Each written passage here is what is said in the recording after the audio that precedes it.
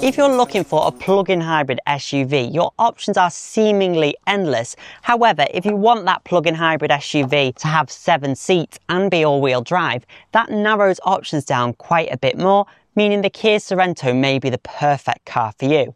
Today I'm going to go through everything you need to know about the Kia Sorento plug-in hybrid and let you know should you consider one. First of all, a huge thanks to Kia UK for lending me this Sorento PHEV 3 specification for a week so I can give it a thorough in-depth review. This is the mid-spec on the Sorento. You've got a 2, a 3 and a 4, so it's all quite easy to remember on the range. As you can see, the exterior styling is very sharp with clear inspiration from the larger EV9 electric vehicle, especially with these headlights. I really like the look of this vehicle. So let's start off with the exterior design of the Sorento.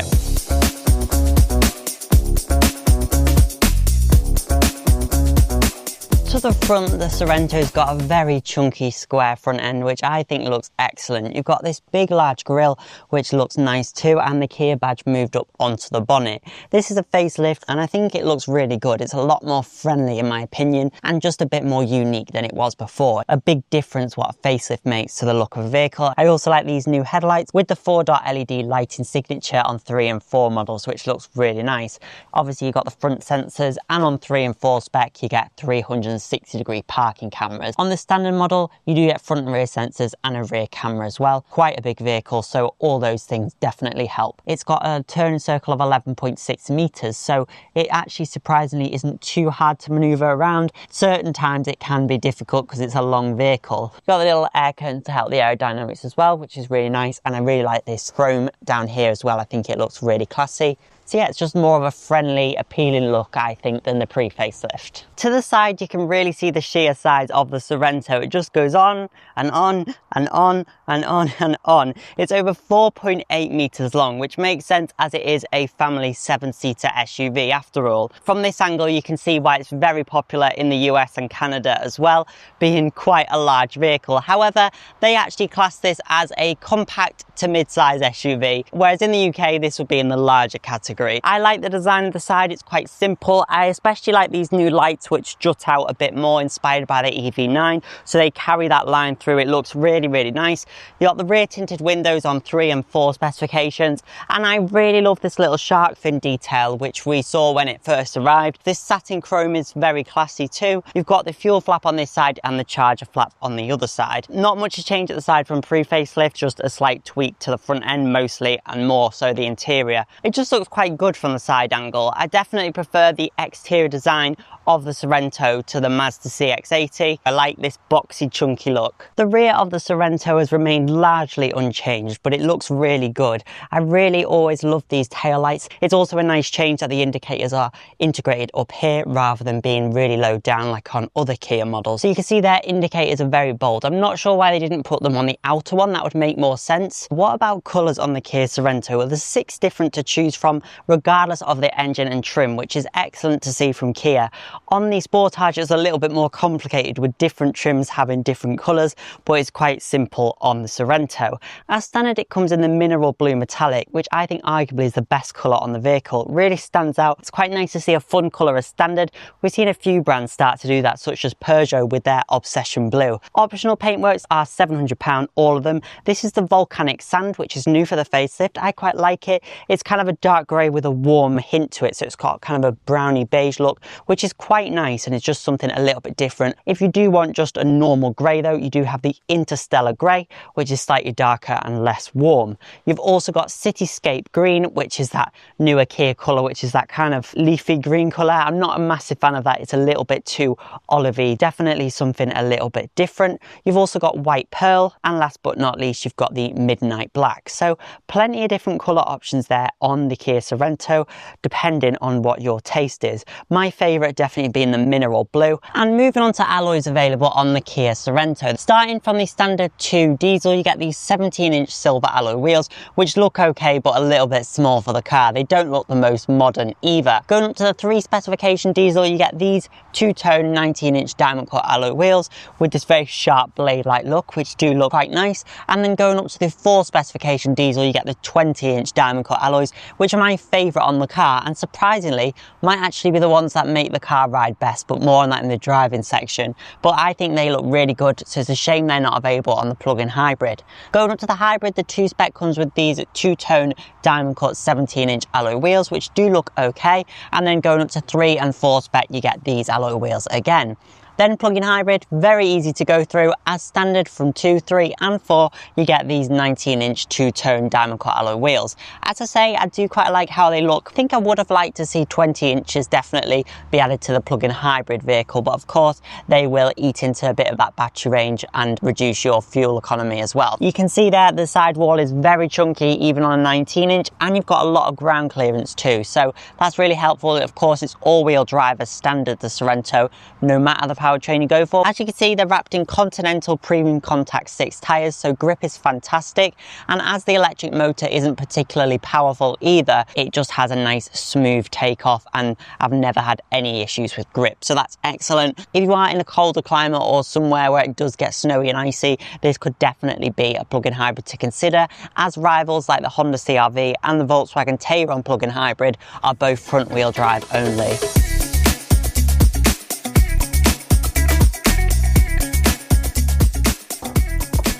So the bonnet is on hydraulics. That's not something you see on most cars nowadays, so that's definitely a nice touch. Now you may notice most plug-in hybrid SUVs of this sort of size either have a 2 litre, a 2.5 litre, or in the case of the premium models, a 3 litre petrol engine. However, this one uses Hyundai and Kia Group's 1.6 litre turbocharged petrol called the Smart Stream Hybrid system. So how does that translate to on-road driving? Let's find out. So when you start it, it does just go in electric mode automatically, and that's where you've got your 34 miles official WLTP range of EV miles. The steering is nice and lightweight, and the steering wheel's nice too.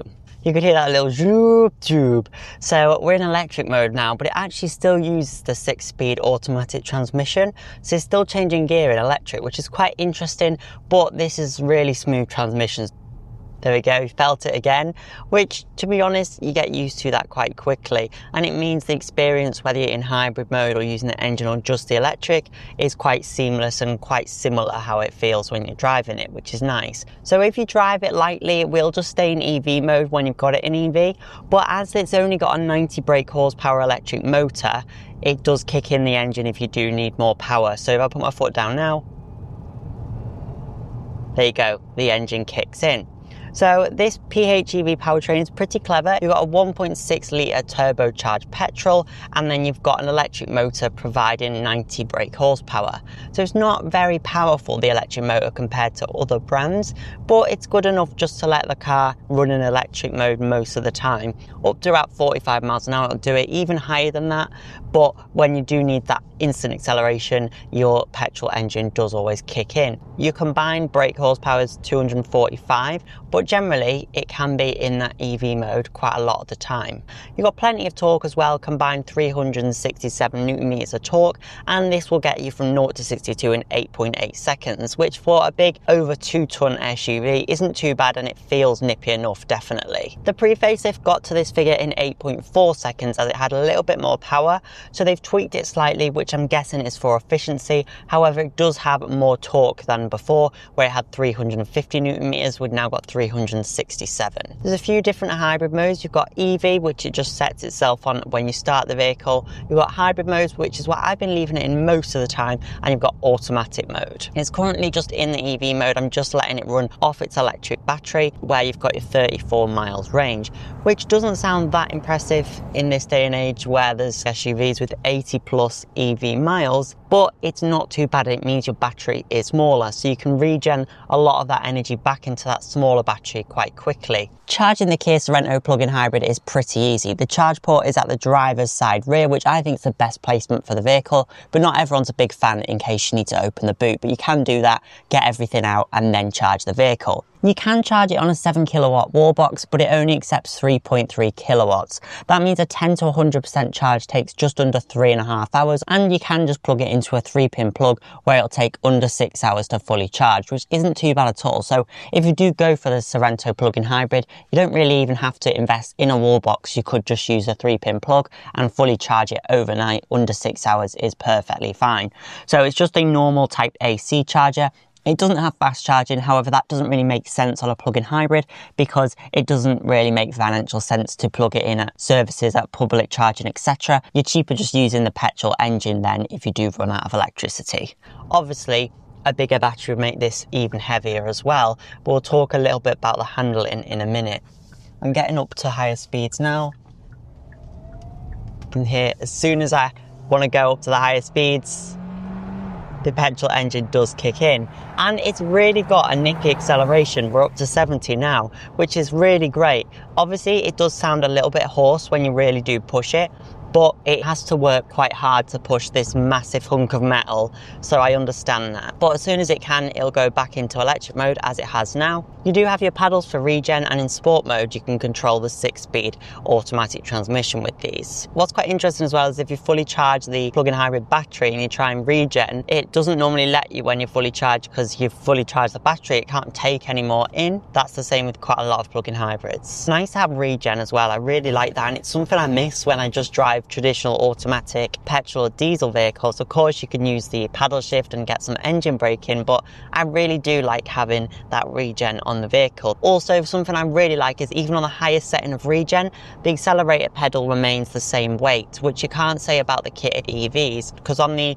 electric Kias the accelerator pedal becomes really heavy when you put a higher level of regen on, which can just be quite fatiguing over a long time and not the nicest experience. You don't have a full one pedal iPedal driving mode on this though, as it's not fully electric, but you do have a level 3, which is pretty strong. You just do need to use your brakes to slow right down. The physical brakes though are really quite good on the Sorento plug-in hybrid, you'll be pleased to know. So I'm driving on the faster roads now, straight roads. This is where the Sorento really excels. It's nice and comfy, does those motorway miles very well. That also makes a lot of sense because it's a worldwide car, the Kia Sorento. This is a really popular car in the US and Canada, so it makes sense why it's kind of set up in that way, but it feels quite American, and some of it looks quite American too, especially outside. So we're still in EV mode now, even at 65 miles an hour. If it can do it, it will do it. Surprisingly, that it's only 90 brake horsepower and it's a 2.1 ton SUV. You'd think that it would struggle a bit more, but generally, if it's just me in the car, I can drive it in electric mode up to higher speeds, fine. It is sometimes quite hard to wrap your head around a plug-in hybrid vehicle, how it works, and when you would use the electric or use the petrol. They are a little bit of a minefield, to be honest, and sometimes a bit of a box ticking exercise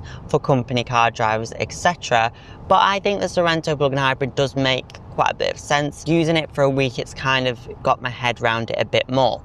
I have found as well, it lets you eke out that electric range to combine it more as a hybrid, more so than the MG plug-in hybrid did, which kind of just wanted to get rid of its battery as soon as possible, which makes sense. It wants you to use that and be efficient, but also sometimes you want to have the benefit of the battery for a longer time rather than just having battery and then petrol. You want to use it as a hybrid for a long time just to get a nice average throughout. Well, that's what I find anyway. When the plug-in hybrid battery depletes, it does keep a small reserve to act as a self-charging hybrid. When in self-charging hybrid mode, the car averages around 42 miles per gallon, coincidentally the same as the self-charging hybrid Sorento.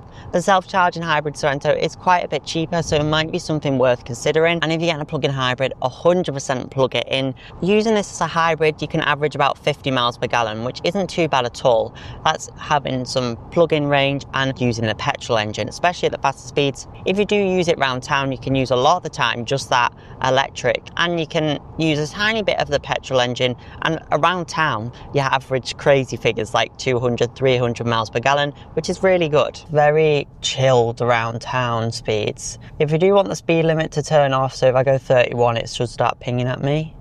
There you go, it starts flashing at you. You can just hold down the mute button and it just turns that off, which is really easy. Same goes for the lane assist. You just hold down this one and it will go amber. So I'll show you in a minute when lane assist kicks in, because it's quite strong actually. So yeah, lane assist quite strong. All you have to do to get rid of lane assist is just hold down that lane assist button there, and it goes amber like so. Easily turn off the speed recognition on lane assist if it's getting on your nerves. You do have to do that each time just because of the EU law that you've got to have all these assistance systems on as standard. They're the only two things that I turn off anyway. I don't find anything else too intrusive.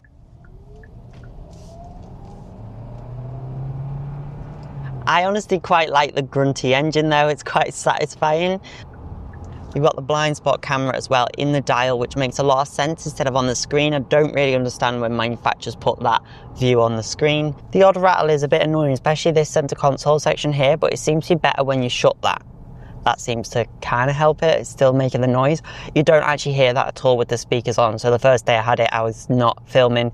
I was just listening to my music on the motorway, and it was really refined, really quiet. It's generally quite refined at the higher speeds as well. The engine's very quiet. You don't hear it much unless you really put your foot down. It gets to about 4,000 or 5,000 revs for a short while. It's 3,000 revs now, and you can't hear it at all. So it's nicely insulated like the Kia Sportage is as well. You've got a really great commanding driving position as well. You're very high up in this vehicle. You'll notice it's got very good ground clearance as well. So that's also meaning it's got more roll because you're actually sitting quite high up. Even more so in the back passengers sit higher up than in the front here. You're a bit lower down so you don't feel it as much. But going around corners like this, you'll see it even from this angle. You should see that it's quite a rolly experience. And not so much a sports car. Kia don't claim it to be sporty, so it's not a massive deal. Just passengers might not be a huge fan of it. It's just got quite a lot of roll in the corners because it's got that comfort. On the straight, it's great. Little bumps really do get soaked up by the vehicle, which is great. We're going on something a bit bumpier. Let's see. It actually smoothens out stuff like this pretty well. And if you want something agile, you'll probably want to be looking at something like a BMW. This kind of undercuts the premium rivals, but it is quite a bit more expensive than cheap plug-in hybrids like the MG HS, for example. The only other brand that's really competing with Hyundai and Kia with the same sort of vehicle is Mazda with the CX-80. That definitely does have a more sporty ride and does handle the corners a lot better, but subsequently has more of a firm, less comfortable suspension over bumps, so it's whether you want that smoother drive or the sportier drive. The Mazda certainly has more of that BMW characteristic of driving, where it's a little bit stiffer and feels sharper on the road.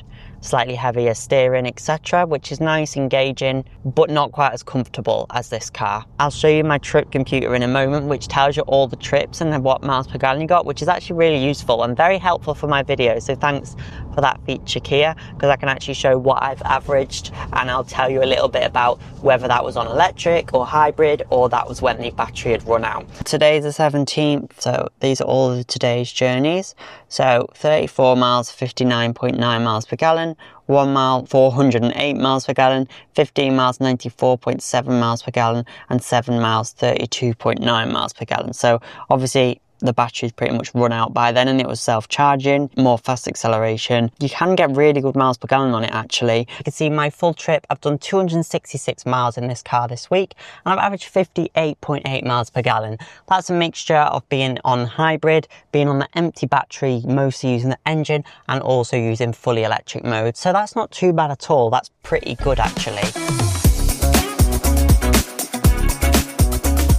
The respec does have keyless entry, and the door mirrors actually fold out as you approach the car, making you think, oh, it's just unlocked automatically. However, it doesn't do that. You do have to press this black button, which doesn't look the best, is a little bit more old school. However, if you go for the top spec 4, it comes with more of an advanced system that I prefer, where there's just like an indentation. It looks a bit more modern, that you can just tap to lock it, and all you have to do to unlock it is just grab the door handle and it'll open by itself.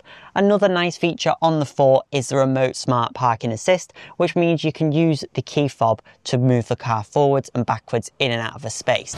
Okay, and how about the interior of the Sorento? It's very user-friendly and focused, which is great to see. This 12.3-inch central touchscreen with wireless Apple CarPlay and wireless Android Auto is standard across the range, however the dials are not. The 12.3-inch digital dials is standard on 3 and 4 specs, with the 2 getting the 4.2-inch TFT display in the middle. If you do go up to the 4 spec though, it does bring a heads-up display, which would definitely be a nice addition to the vehicle because then you can have the speed in the middle, and I do quite like that on the Kia and Hyundai group vehicles. You can change the settings for the dials as well, which is quite nice. I quite like the circular ones like this. Reminds me very much of Genesis. However, I wish the speed was digital like that, but I wish the revs were like that. But you can't kind of customize it to that amount of detail, unfortunately. But it is very clear and just looks really good. It is one of the best out there, one of the most user-friendly systems on the market. It just looks premium. It looks very similar to the Genesis ones, and they're a much more expensive car. That doesn't make the Genesis product feel cheaper as such. It just makes this car feel more premium. Down here, you've got switchable controls as well. This is something we've seen on the Sportage and also on the Nero, something I've got used to very quickly, and I actually really like it. Although they're not physical buttons, they are really easy to use. Better than having everything through the screen like you get on the Volkswagen group vehicles. I do like the Mazda with the rotary controller for everything. However, this touchscreen is much closer to you than you get on other vehicles. I also like the fact it doesn't protrude too much, and it's curved display as well, so it's very obviously facing towards the driver, which is great. Another feature on this 3 spec is you do get wireless phone charging, which is fantastic. You've got 2 USB-Cs down here as well. And here is your drive mode select too. You've also got your gear selector. Not a massive fan of the rotary controller, but you do get used to that. So yeah, the tech in this car is fantastic. 12 speaker Bose sound system. Again, that's on 3 and 4 specifications, with the 2 spec having a 6 speaker sound system. There's a lot of gloss black down here, which I'm not a big fan of. You can see it's literally covered in fingerprints and dust at the moment, so it doesn't stay nice for very long. This silver trim up here is quite nice, but it doesn't sound too great. The dash is really where you can see it's a mix of new and old. So this kind of looks a little bit more dated now, as does the cheaper plastic down here. But then you've got the new Kia screens. The synthetic leather wrapped steering wheel is standard across the range, and it doesn't feel grainy, really nice and thin, easy to grab. Everything's quite ergonomic and user friendly. We've got this nice armrest as well with storage, and this tray here. I like small subtle touches like the A-pillars being wrapped in fabric, and even the sun visors as well wrapped in the headliner fabric. You've got physical heated seat buttons. If you go for the 4 spec, the top spec model, you do get heating and cooling seats, but heated seats are standard across the range, which is great to see. The CX-80 from Mazda does feel more special inside. However, this is quite user friendly and it is more comfortable than that car too. Things like the Tayron and the Kodiaq do look more modern inside maybe, but it's satisfactory, and you could spend a long time in this car in comfort and have everything you need at your fingertips. As for the materials on the seats themselves, I'm a bit jealous of Canada where they've got a nice blue leatherette, which is really quite cool, but we don't get that in the UK unfortunately.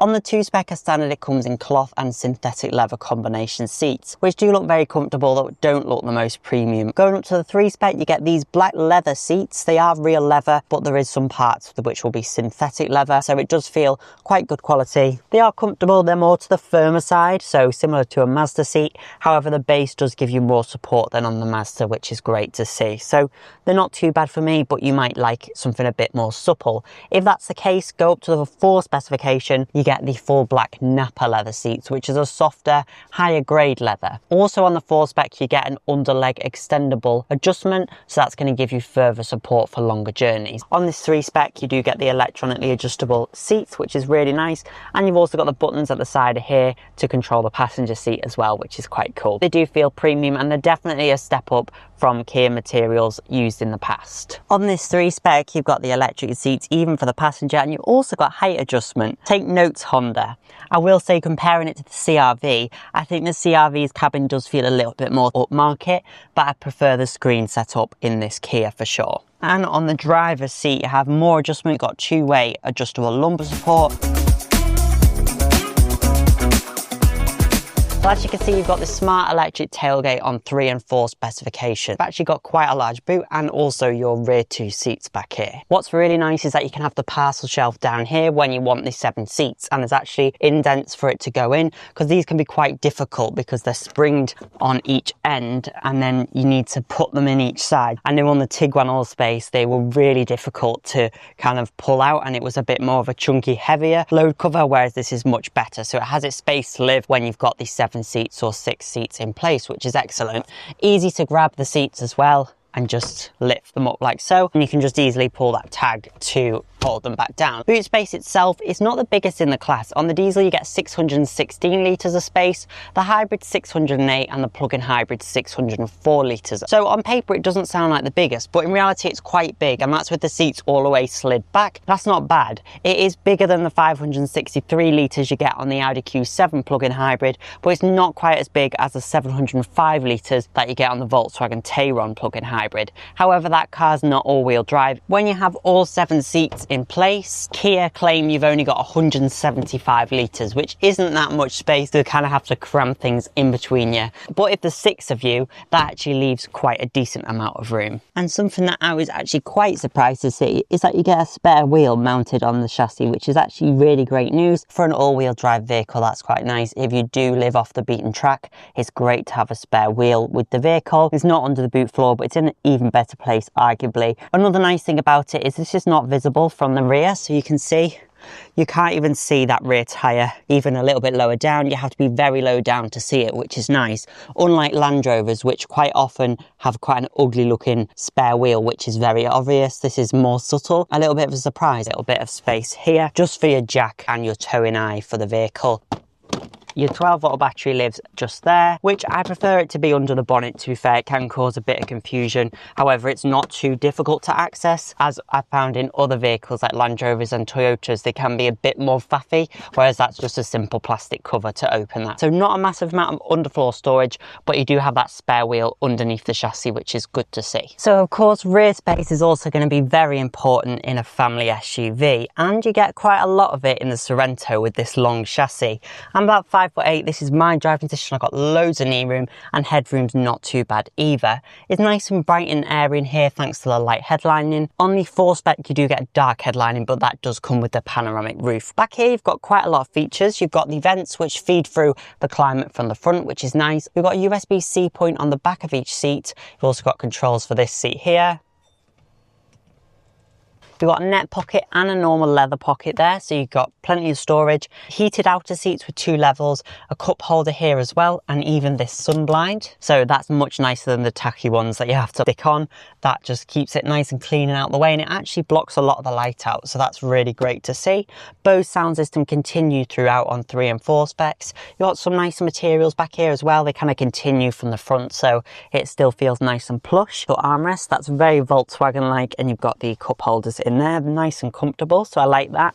You've got loads of levels of recline as well, so you can be right recline back, or you can sit very upright should you wish, so lots of flexibility there. You've also got the bar on the base, so you can slide forward or backwards as you get with most 7-seaters. Unfortunately, there's no ISOFIX points on the passenger seat, but there is ISOFIX points on these 2 outer seats, and also on the rear 2 seats they've also got ISOFIX, which is excellent to see and not something you see from all vehicles. Let's check out the middle seat. Well, the floor's completely flat pretty much, which is not really something you'd normally see in a plug-in hybrid, normally only a full electric. Okay, the base is quite squishy. The back is quite firm, as we see from most cars, so that's not a surprise. It's wide enough as well, the vehicle, to get 3 adults in, so not bad at all. But I think one of the most important things with a 7-seater is having those extra 2 seats. So let's check out the space you get in the very rear row. We've got a few different buttons. This one tilts it so you can, there you go forward, but there's also this for the tilt, so a physical lever. Does feel a bit cheap actually, the plastic down there, but really easy to get into the back because you just push that and then it slides forward. It's nice and light as well on these rails. Let's see the space back there though, and then you can crawl into the 3rd row. The doors are nice and long as well, so you can easily grab that back door like so, and I'll move this back to where it was. So you can see there, not a massive amount of leg room, 5'8". Headroom isn't too bad. It's pretty similar to the middle row actually. Little bit cozy back here, but honestly, you can put your feet under the seat and it's not the most uncomfortable car ever. It's actually okay. I think I could have a nice journey. Really nice touch to have the aircon back here as well, because you obviously don't have any opening windows, but they even have speakers back here, so they thought about everyone on board, which is really nice. These are kind of jump seats, they're not proper seats, but they're actually quite comfortable. You get more space and more comfort in the back row in this vehicle than you do on the Seat Tarraco and the outgoing Tiguan Allspace. It's about the same amount of space that you get in a Mazda CX-80. You've also got USB-C point on each side, which is fantastic, and vents as well to let air flow through. Even got fan speed back here as well, so that means people aren't going to get too hot and clammy in the very back row, which is excellent, and nice that you've got a vent on each side. Very direct too as well, which is great. You've also got a cup holder each and a little cubby, so really nice. Plastics back here are cheap in the third row because essentially you're sitting in the boot, but it means it can all be easily wiped down and cleaned. So you're going to put the youngest mucky kids back here and the older kids can have a bit more luxury in the middle row. But of course the little kids always love being in the very back row of the car. You do also have Isofix points on the back seats as well, which is excellent to see. Headrest is comfy as well, so even on a longest journey, adults should be fine in here as long as they're not over 6 foot, but it's more so designed for children. And get out like so. Okay then, so what are my final thoughts on the Sorento PHEV? Well, I've really enjoyed my time with this vehicle. It may not be the most fast on its feet or agile vehicle, but it is an over 2-ton practical 7-seat family SUV, so it's not meant to be a sports car. The interior feels pretty quality and has the nice features on this 3-spec, like the 360 cameras and the 12-speaker Bose sound system, so all those features make it a nice car to live with. It's practical for families and that's the main selling point of the Sorento. If you don't need a 7-seat vehicle or a car this big, that opens up a lot more options for you with the 5-seat market. Especially if you want something more agile, there's plenty of options out there, including from Hyundai Kia Group with the Tucson and also the Sportage, but also from other brands like the Ford Kuga plug-in hybrid, which has got much more sporty drive, much more suited to those country roads. But if you're doing a lot of motorway cruising mixed with town driving, the Sorento is a perfect option. A lot of the time you can drive it in electric mode. Of course, you get the 7-year warranty as well, and it looks great. I really like the design of the Sorento. So overall, as a family vehicle, I think it's definitely one you should consider, and being a plug-in hybrid, that also helps company car drivers. So I hope you enjoyed my thorough review of the Kia Sorento plug-in hybrid. Thanks again to Kia UK for lending me it for a week so I can give it a full review. Thanks again for watching, and I hope to see you in the next one.